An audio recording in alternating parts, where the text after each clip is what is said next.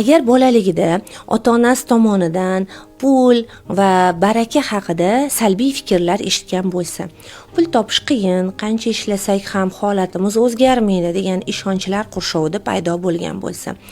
Ikkinchi sabab, agar bolani o'ziga ishonchi past qilib tarbiyalangan bo'lsa, ya'ni sani qo'lingdan kelmaydi, nimani qachon qila olgansan degan atrofidagi oila a'zolarini unga ishonchsizlik bilan qarashi. Uchinchisi, agar u o'zini ustida ishlamasa, biz endi faqat oiladan, atrof muhitdan sabab qidiravermasligimiz kerak. Ayrim holatlarda juda yaxshi tarbiya ko'rgan, juda yaxshi oliy ma'lumotga ega bo'lgan insonlar ham o'rganib qolishadi, потребительский, ya'ni faqat iste'molchi bo'lishga. Mana shu holatlarda ham, demak, yuqorida aytib o'tilgan vaziyat bo'lishi mumkin.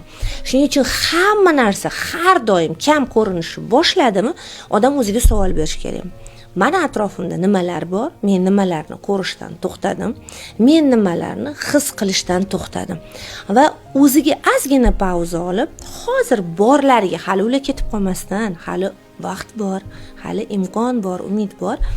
Borlariga nazar solish kerak, ularni his qilish kerak va ular uchun minnatdor bo'lish kerak. Ana o'shanda doimiy kamlik yetishmayotgan hisdan ozod bo'ladi.